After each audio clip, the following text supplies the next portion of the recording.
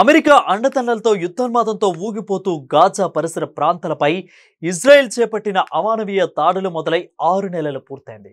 చిన్నారులు, మహిళలు సహా వేలాది మంది అమాయక పరులు, వారికి సహాయం చేసేందుకు వెళ్లిన కార్యకర్తలు, పాత్రికేయులు ప్రాణాలు కోల్పోయినా తినడానికి తిండి దొరక్క తలదాచుకునే దిక్కులేక అవస్థలు పడుతున్న ఇజ్రాయెల్ వైఖరిలో ఇసుకంత మార్పు కూడా రావడం లేదు.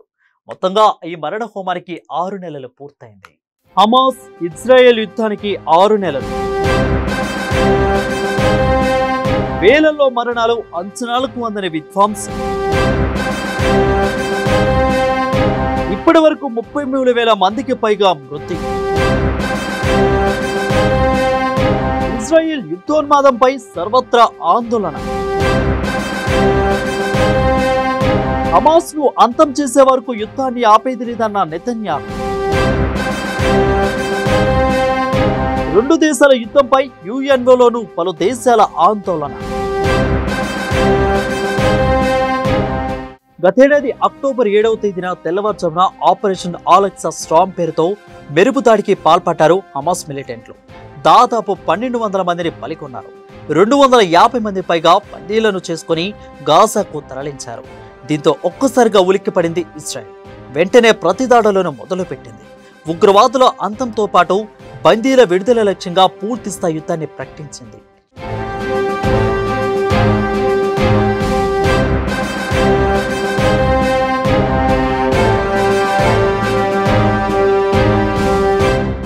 అయితే ఇప్పటి వరకు 109 మంది బందీలు సురక్షితంగా విడుదలయ్యారు. 3 సైన్యం నేరుగా కాపాడింది. 36 మంది వరకు బందీలు చనిపోయి ఉండొచ్చని ఇజ్రాయెల్ భావిస్తుంది. ఇజ్రాయెల్ వైమానిక దాడుల్లో చాలా మంది ప్రాణాలు కోల్పోయారని హమాస్ చెబుతుంది. మరోవైపు తమ వారిని విడిపించాల్సిందిగా ప్రధాని నెతన్యాహుపై బాధితుల కుటుంబీకులు, పౌరుల నుంచి ఒత్తిడి పెరుగుతుంది.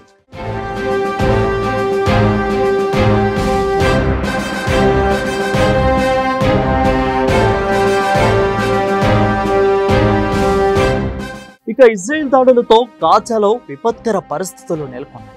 ఇప్పటి వరకు 33,000 మంది పైగా ప్రాణాలు కోల్పోయినట్లు స్థానిక ఆరోగ్య విభాగం వెల్లడించింది. మృతుల్లో 70% మంది మహిళలు, చిన్నారులే ఉన్నారని పేర్కొంది. ఐక్యరాజ్య సమితి వివరాల ప్రకారం దాదాపు 17 లక్షల మంది పైగా నిరాశ్రులయ్యారు. స్థానికంగా 56% పైగా భవనాలు ధ్వంసమయ్యాయి.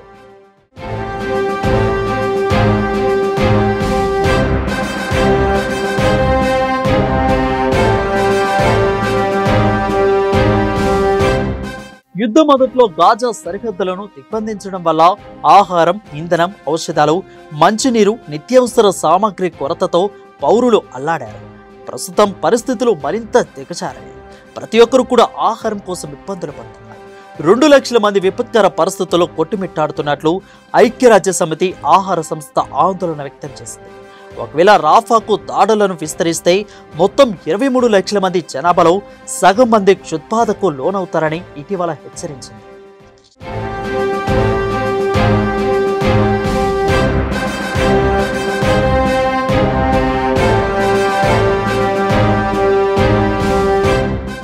అయితే దాడులను వెంటనే ఆపాలని ఇజ్రాయెల్ను అనేక దేశాలు డిమాండ్ చేస్తున్నాయి. గాజాలో కాల్పుల విరమణ పాటించాలని ఐక్యరాజ్య సమితి భద్రతా మండలి, మానవ హక్కుల మండలిలు తీర్మానం రూపంలో గొంతు ఎత్తాయి. నవంబర్లో ఓసారి కాల్పుల విరమణ సాధ్యమైనప్పటికీ ఈ అంశం చర్చల దశలోనే నిలిచిపోయింది. దక్షిణాఫ్రికా, కొలంబియాలో యుద్ధ పరిణామాలను అంతర్జాతీయ న్యాయస్థానం దృష్టికి తీసుకెళ్లాయి. హమాస్ ను అంతం చేసే వరకు యుద్ధాన్ని ఆపే ప్రసక్తే లేదని నెతన్యాహు స్పష్టం చేస్తున్నారు. విదేశ పరిష్కారాన్ని వ్యతిరేకిస్తున్న ఆయన తీరుపై మిత్రదేశం అమెరికా సైతం పలుమార్లు అసంతృప్తి వ్యక్తం చేసింది.